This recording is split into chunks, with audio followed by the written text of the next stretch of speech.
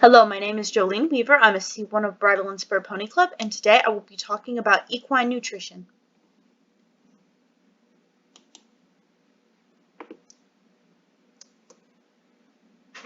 Equine nutrition is extremely important for many different reasons. Some of the main reasons are performance.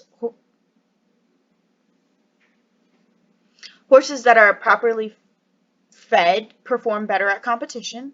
Stress resistance. Horses that are not stressed are less likely to colic or get sick. And nutrient absorption.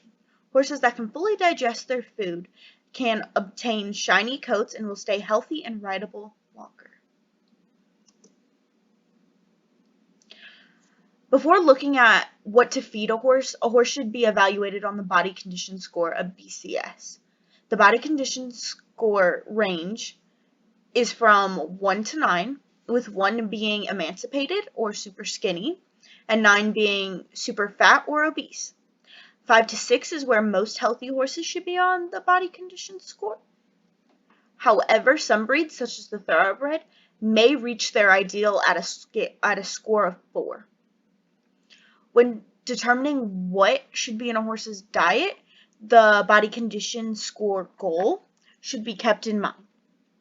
Example, if you have a horse that is a score of 8 and you're trying to get it down, you're going to feed it less than a horse that's got a score of 3 or 4 and you're trying to get it to a 5.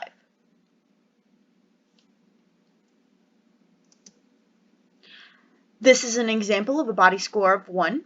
When looking at this horse, you can see that the pointing of hip and spine are extremely visible. And it looks like a walking bag of bones. All the ribs are exposed. The point of shoulder is also exposed. And the crest has little to no muscle above it.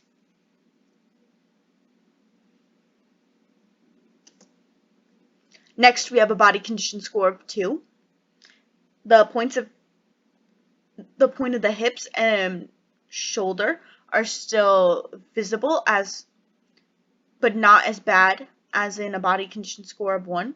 The spine is still ridged. There is still little to no muscle along the crest or the underside of the throat, and the ribs are still visible.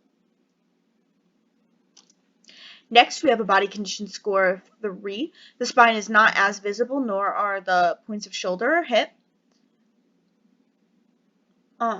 There's a little bit more muscle underneath the neck and above the neck. However, the main telltale sign of this body condition score is that the ribs are still visible. Next, we have a body condition score of 5. The horse is not excessively skinny nor excessively fat in any areas. The points of hip, spine, shoulder, top of crest, or underneath the neck are neither too small nor too large, and the dock of the tail does not have any excessive fat on it. Next, we have a body condition score of 7. When looking at this horse, you can start to see excessive fat along the crest, underneath the neck, along the top line. When looking at the back view of the horse, you'll notice that the fat concaves in where the spine should be, and you'll notice that the dock of the horse's tail is starting to gain fat. Next, we have a body condition score of 9. This is the most obese a horse can be. There is excessive fat along the crest and underneath the neck, along the heart girth and underneath the horse. And when you look at the hind end, you'll notice excessive fat across the back, and it'll concave at the spine and down the sides of the hip. You'll also notice that the dock is swollen with excessive fat. After looking over that, now we have some rules of thumb for feeding. Hay should be fed at least 1 hour before grain. This allows a mat to be formed in the horse's stomach and helps avoid ulcers. Water and salt should always be accessible and should be unlimited. This will keep your horse from becoming dehydrated. Grain should be fed in small amounts multiple times a day. Horses are natural scavengers and roamers. A normal horse will walk a couple miles to food. So by feeding small amounts, you keep the GI tract healthy and keep from overloading the system. Horses should eat about 1.5 to 2% of their body weight in forage. However, a minimum would be 1%. And 1 to 2% of a horse's body weight is the amount of concentrates or grain that should be consumed daily, if necessary. Moving on to the types of feed. First, we have our types of forages. Forage can come in many different forms. Some of the most common types of forage are legumes and grasses. Some examples of grasses include timothy, orchard, and brome. On the right-hand side of our screen, they are labeled. Next, we have our other type of forage, which are legumes. Legume is the other type of grass. This type of grass does not require nitrogen to grow. Legumes also have a higher protein content than normal grass. It's about 20% higher. Some common examples of legumes are alfalfa, clover, and Kentucky bluegrass.